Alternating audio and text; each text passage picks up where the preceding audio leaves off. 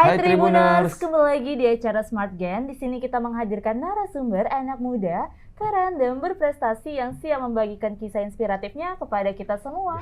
Pemprov aja sama Pemkot aja tidak mampu untuk hal itu, apalagi kita. Tapi bentuk kontribusi kita itu paling tidak campaignin bahwasanya Sungai Deli itu adalah heritage yang harus dilestarikan. Itu aja. Kalau selebihnya paling buat event ya.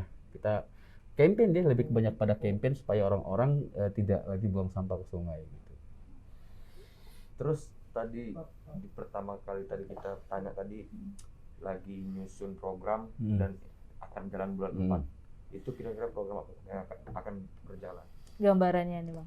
Ada beberapa kegiatan-kegiatan yang waktu COVID itu kan tidak jalan dia.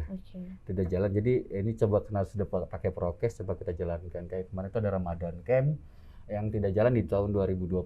Jadi coba di 2021 ini kita jalanin gitu.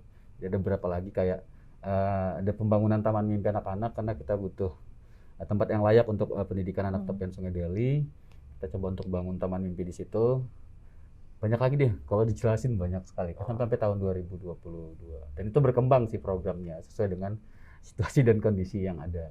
Kira-kira apa yang membuat program itu ada salah satu program yang nggak bisa berjalan? Kira-kira apa faktor yang bisa menyebabkan itu nggak bisa dijalankan? Dan pernah nggak Bang Lukman ini udah susun program, ternyata programnya nggak bisa jalan? Banyak. Karena bicara program Swadaya ini kan bicara tentang kepedulian ya. Nggak semua orang bisa menerima apa yang kita inginkan gitu. Jadi ya tetap logo aja, coba lagi istilahnya. Kalau gagal coba lain. Salah satunya apa tuh Bang mungkin? Kayak sampai sekarang jadi tahun 2019 itu kita sudah programin Taman Mimpi kan. Taman Mimpi, untuk anak-anak. Kalau bisa PAUD malah di situ. Tapi kan karena ada beberapa hal yang di lapangan kita nggak bisa selesaikan, akhirnya pelan-pelan karena memang biaya tidak kecil dan banyak hal-hal yang peraturan-peraturan yang harus kita taati ya secara administratif yang harus kita susun gitu loh. Tapi yang mudah-mudahan tahun ini bisa tercipta. Tapi kalau kita balik ke awal waktu, kenapa Bang Lukman bisa peduli dengan lingkungan khususnya Sungai Deli itu kok bisa gitu? Tapi ya aku pun tiba-tiba aja gitu. Iya. Apa ya, itu kan nggak peduli juga, kita mahasiswa ya. Maksudnya bisa tercetus gitu, buat ini bareng kawan-kawan gitu. Ya kita diskusi sama masyarakat setempat. Habis diskusi itu ya Bang berarti. Jadi masyarakat ada, kalau di Aur dulu di Aur ya. Lalu terakhirnya bentuk komunitas juga di situ kemarin.